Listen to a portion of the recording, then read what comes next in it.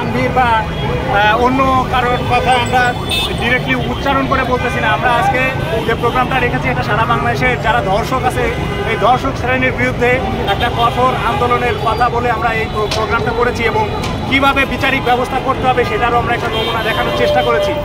এইখানে যে আমরা শুধু সায়েন্স ওভান আনভিকে এনেছি সেটাও না, আওয়ামী লীগের আমলে ছাত্রলীগের যে দোসররা ছিল তারা যে কর্মকাণ্ডগুলো করেছে সেগুলোও আমরা তুলে ধরেছি। এখানে আমরা কোনো মানুষ বা কাউকে ইন্ডিকেট করে কোনো কথা বলে নিই, আমরা এখানে মূলত দর্শক শ্রেণীর যারা আছে তাদেরকে আমরা এটা হুঁশিয়ার করতে চেয়েছি।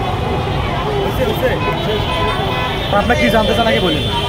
আজকে যে প্রোগ্রামটা আপনারা আজকে দেখতে পাইলেন যে গত পরশু দিনে আইন উপদেষ্টা বলেছে যে আগে ধর্ষণের যে মামলার একটা টাইম ছিল তামাদি ছিল সেটা 180 দিন, সেটা কমায় নেওয়া হয়েছে 90 দিন।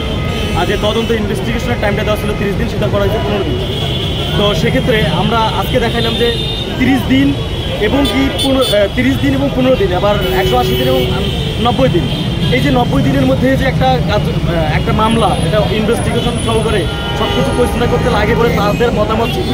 কিন্তু 180 দিন তো দূরের কথা, এরকম 2016 সাল থেকে শুরু করে এখন পর্যন্ত 2025 সাল পর্যন্ত এরকম অনেক ধর্ষণ মামলা আছে যে মামলাগুলোর যারা মূল আসামি তাদেরকে গ্রেপ্তার করেও তাদেরকে ছেড়ে দেওয়া হয়েছে, তাদেরকে উপযুক্ত শাস্তি দেওয়া হয়নি। এই উপযুক্ত শাস্তি না দেওয়ার কারণে এখন পর্যন্ত যারা ধর্ষণ করতেছে তারা একটা মানে বুঝতে পারতেছে যে ধর্ষণ তো কোনো শাস্তি হয় না, তো আমরা ধর্ষণ করেই যাই।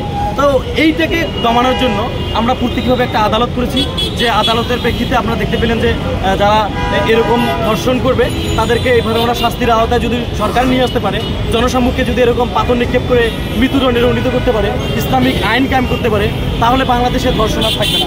যখন এরকম একটা সিচুয়েশন বাংলাদেশ তৈরি হবে, মানুষের মধ্যে একটা ভয় কাজ করবে যে আমি যখন একটা ধর্ষণ করতে যাবো আমি চিন্তা করবো যে আমি ধর্ষণ করলে আমার এরকম একটা শাস্তি হতে পারে। তো এই কারণে দেখা যাবে যে ধর্ষণ হবে না।